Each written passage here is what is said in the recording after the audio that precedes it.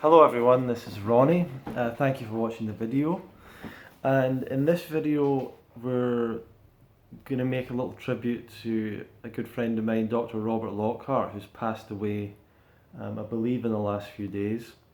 And Robert was a long-term raw foodist, fruitarian from Australia, lived in Cairns, I believe, tropical Australia. And also would travel between there and the Philippines. I think he had a place in the Philippines. And he's a chiropractic doctor. He was still working up until recently. And he'd had a farm at one point, growing a lot of tropical fruit. And he was kind of a bit of a legend, especially in the Woodstock Festival and the fruitarian community over the last few years. And I don't think Robert was particularly well known. He never wrote a book, as far as I can see. But he had been in, I think he was in an interview, and people from Woodstock saw him, Yulia I think saw him, and invited him to come to speak at the festival, and he became one of the pioneers, one of the regular speakers at the festival. And I'd seen him, before I met him, I'd seen him in some of the videos and I'd seen him in some of the pictures and things, and I thought, you know, he looks like an interesting guy, you know, he'd be a good guy to talk to. So, because he was kind of well known for his handstands. He liked to do handstands as an exercise and handstand walking. So, I went to, my story with Robert, I went to Woodstock in 2012 for the first time.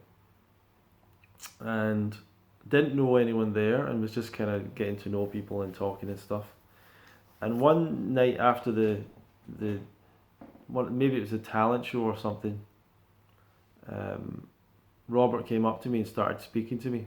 And he'd noticed, I don't know where he'd heard me speak, but he noticed that I had a Scottish accent. And he was saying, "Oh, I'm from Scotland as well," because Robert was originally born in Scotland. But he would say, like, what kind of bad karma did I have to be born in a cold country like Scotland? So he really didn't like being in the cold countries, right?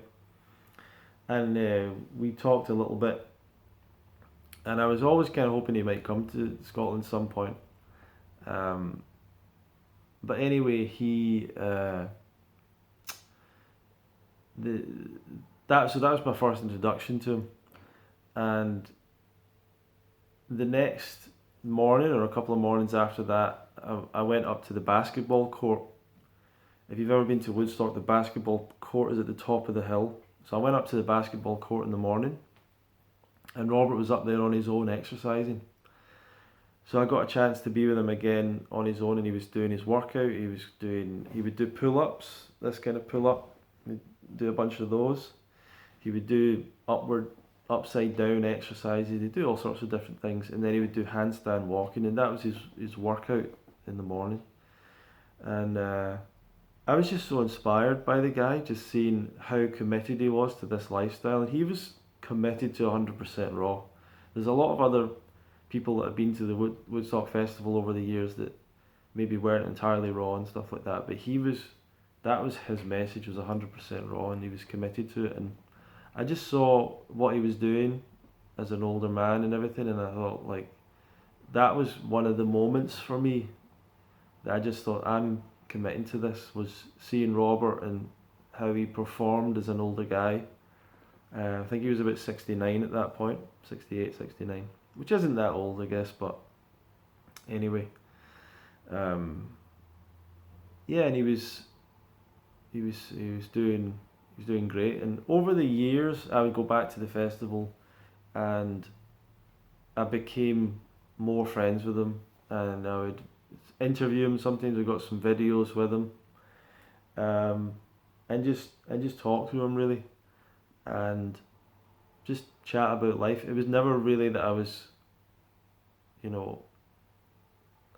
never sitting around him asking him a lot of questions about things and the diet and everything, and but just enjoyed his company, what he had to say.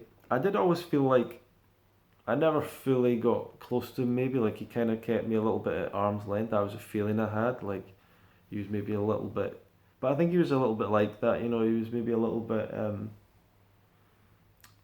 probably didn't trust people easily, probably was a little bit, you know, skeptical or whatever of people a little bit at first.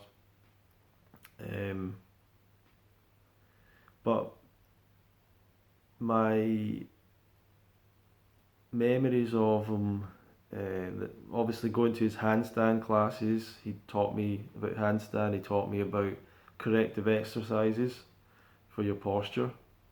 He was a chiropractor, he gave me an adjustment one time for free, didn't ask for anything. He was very good at that. I'm trying to think of my other. There's a few things as well that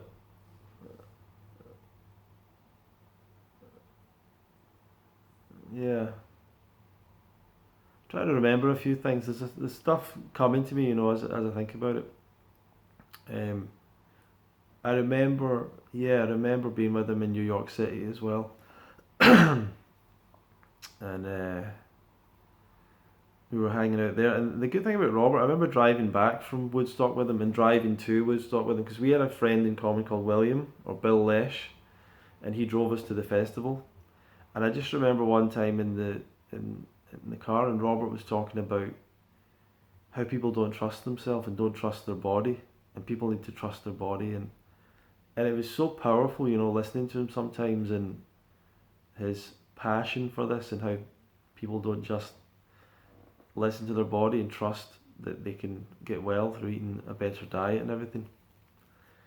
And he was really kind of, I remember he called civilization civilization or something like that. Like he didn't, a lot of the things of the modern world, he was very, he was kind of very against a lot of the medical industry and all that stuff, the pharmaceuticals. And I think that Robert's story goes back to, he was, I believe, I don't know if he was an athlete. If you see some younger footage of him, he was quite a muscled guy when he was younger. And he was a muscled guy, and I believe he'd had like arthritis in his knees at a very young age, and sort of arthritis, and I think this is why he started to explore vegetarian diet and eventually went towards raw foods.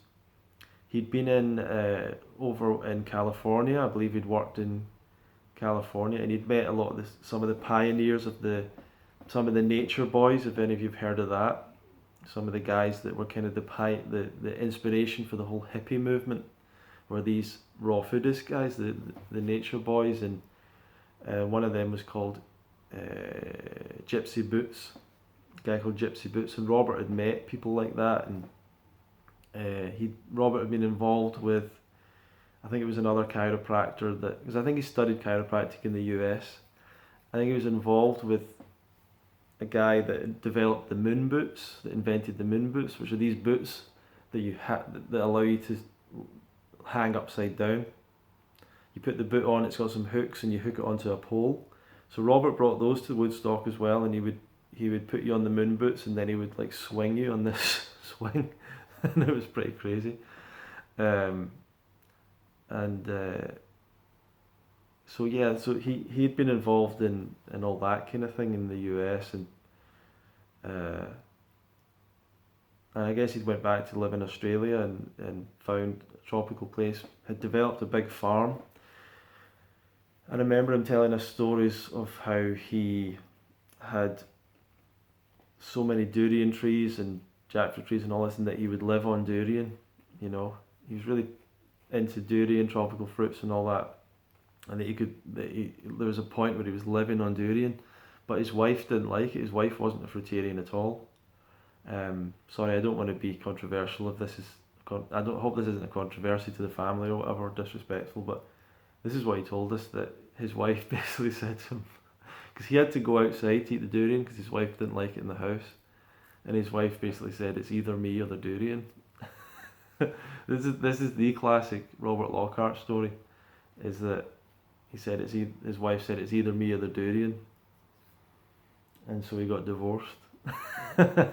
I don't know. That's probably just a joke, but that was the classic Robert Lockhart story. They kind of made you go, yeah, that's right, Robert. You get the priorities right. That's it. So, um, but he was so the thing that always troubled me. I don't know, troubled me a little bit was some of the things he taught at the festival. And one of the classes he would teach was calorie restriction, and another class he taught was on dry fasting. And the calorie restriction talk, neither of these things was he pushing it on other people and saying this is what you should do. And he was never forcing people or judging people or saying this is the best thing.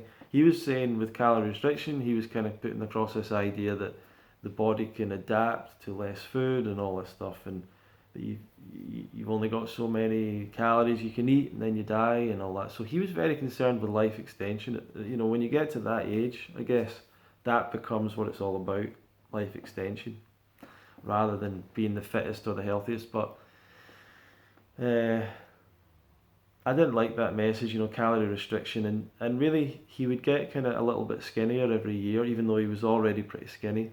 He was still strong, but he was getting skinnier and skinnier.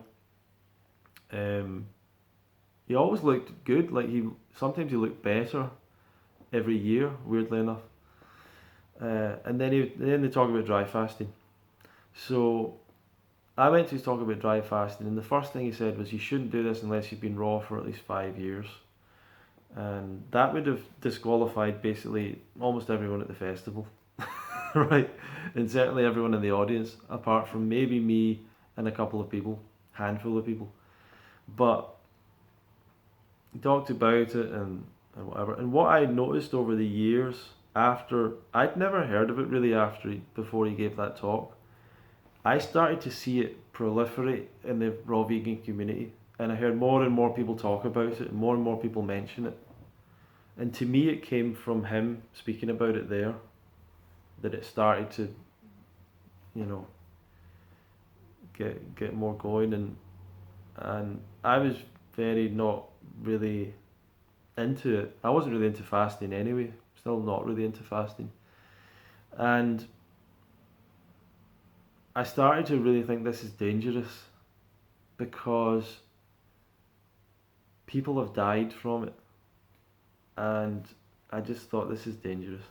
And as the founder of the UK Fruit Fest, the person that runs that, I made a decision a number of years ago, I don't want anyone speaking about dry fasting. And I would tell that to all the presenters beforehand. We're not talking about dry fasting. We're not talking about a whole bunch of things, but we're not talking about dry fasting. And everyone was happy with that, because no one was into talking about that anyway.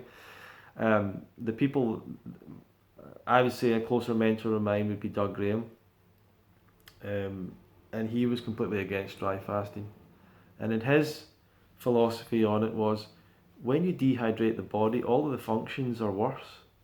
You debilitate the body. You all of your healing functions are not as good because you're now dehydrated.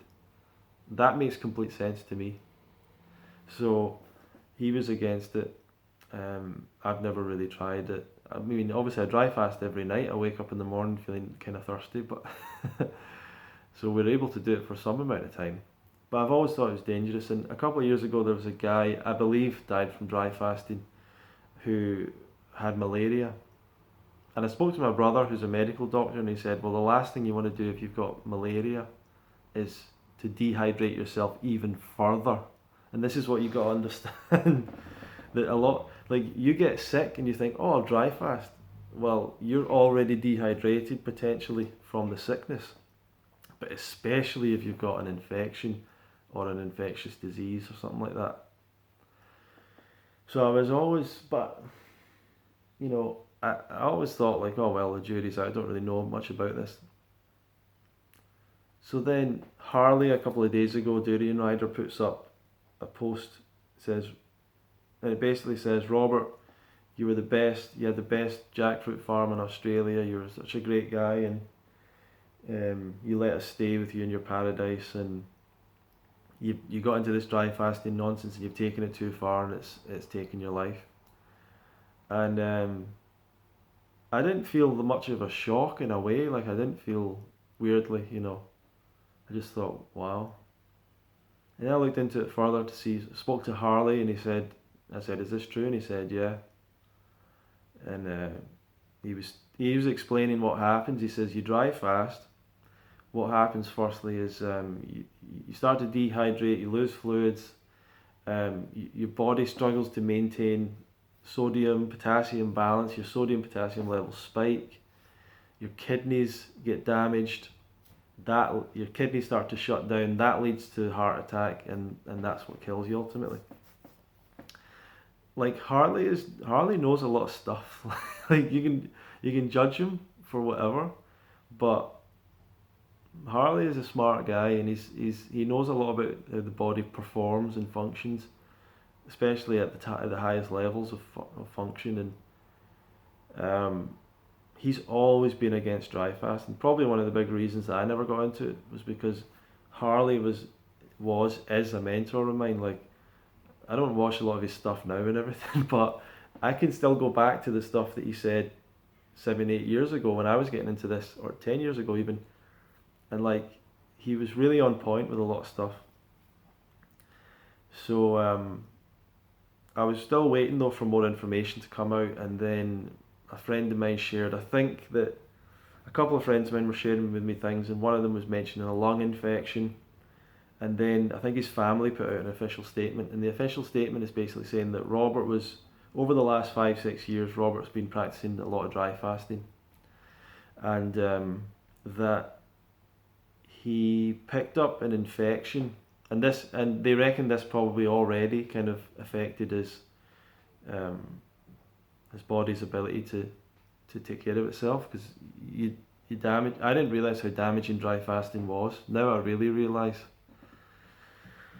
Because he works in the soil with his farm, he picked up an infection, and I believe it was a lung infection. Now, he chose to dry fast. Big mistake. This is where dry fasting is so dangerous, but especially if you've got an infection or something like that, your body needs the fluids to help try and fight that off. But really, you need to get to the doctor. Humble yourself, guys. There's a lot of you that, when I mentioned this thing about dry fasting yesterday, you're all like, oh no, I know, I'm the expert, I know better, I've read something about it, dry fasting's good, I did it one time. You got to humble yourself. You've got to listen to what I'm trying to tell you here. Because you might have heard something in a blog one day and tried it out yourself. That's okay. They found, so Robert eventually went to hospital. His kidneys had shut down basically. His heart had enlarged, and he passed away from heart attack. Shouldn't have happened, right? But he was reluctant to go to hospital.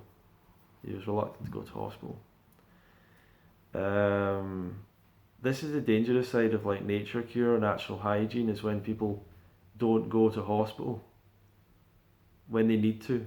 Don't take antibiotics when it would work. Try to fast or dry fast when that's not going to work. Like, there's certain things that's not going to work. And I get it, some of you guys are new into this, you've heard about fasting yesterday and you think it's the most amazing thing ever. No. It's not curing everything. Yeah, it certainly will help with your heart disease, your diabetes, but most of you guys don't have that. Your arthritis, most of you guys don't have that. But something you could get is an infection. And you could get an infectious virus or disease, you could get that. And if you think, well, I'm just going to clean myself out, it doesn't work like that. It's not going to, like, parasites you're not going to get rid of parasites by fasting, if you've even got any. You probably don't have any. This is the process by which Robert died. And firstly, and apparently they said that his kidneys were already damaged from the dry fasting. So, scarred because of dry fasting. So dry fasting is damaging, dangerous, deadly. Don't do it. Just don't do it. And I'm not your parent right now. Don't say, well, I'm going to go against you. Grow up. You're not a child anymore. I'm not your parent telling you not to do something so you go away and do it. Don't do it because it kills you. It damages you. It hurts you. It's not the solution, right? Robert was more of an expert on this dry fasting thing than any of you guys. He probably looked into it more, done it more, tried it more, and he didn't. How come he didn't realize his kidneys were scarring? So I don't want scarred kidneys. You know, I want to maintain that function. And I don't judge Robert. He was experimenting with his own life. He was a pioneer. That's the very nature of the guy. He was doing things that other people didn't do to try and get results that they couldn't get. You know? But it's just a shame that he put so much effort into having this really high level of health, and then through this dry fasting thing, it seems like he took away a lot of the work he'd done, and ultimately left to his demise. And I really didn't think Robert. I knew I would hear of other people dying from dry fasting. I knew I would hear of other people, but I didn't think Robert would be. Didn't expect Robert to be one of them. You know. So it's sad to me because he had such a potential, and it's a lesson to me. I think it's a lesson to me to be stronger on this. I was already telling people not to dry fast, and now I'm like, okay, now it's a mission, you know. Now it's like, as soon as, because people would say to me something about dry fasting, I'd be like, yeah, I'm whatever, I'm not really into that. But I wouldn't tell them not to do it. Now I'm realizing, right, I need to tell you guys not to do it. You know, I need to be stronger on this. So, don't dry fast, guys. See, if you get really sick enough in life, you'll not have a choice but to dry fast, right? But it's not. If you get really, but you don't want to get that sick that you can't eat or drink. Like, that's a bad place to be. So, yeah, rest in peace, Robert. Hope his family are doing okay. I would love to try and get over to Australia, and maybe I'll think about it. I've done wild things like that in the past where I've went over. He's on the 8th of December. There's a day of celebration. Part of me would try and love to get over there, you know, pay respects, because he was a great guy. He inspired me. He helped me out. He spoke to me. He was respectful to me. And, you know, he showed me a way, you know, and he made immense sacrifices in his life so that we could see his example and his inspiration. So I'm really glad that I met the guy. Some of you might be speaking about him and you never met him, or passing judgment or ideas. If you never met him, maybe just listen and learn from the people that did. You can check out some of my videos with him to see a bit more of the character of the guy.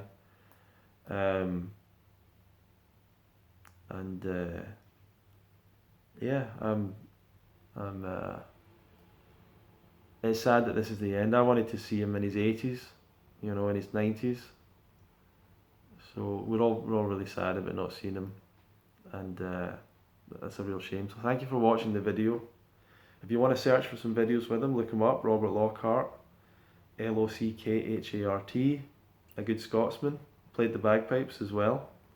We tried to get, he did play the, yeah, Jared had his bagpipes at Woodstock and Robert can play. So that was fun as well. So we'll see you, Robert, and thanks for your inspiration. And we will, we're gonna make sure that your memory, we're gonna keep your teachings going, and we're gonna inspire more people with your memory. So thank you very much everyone for watching, and we'll see you in the next video.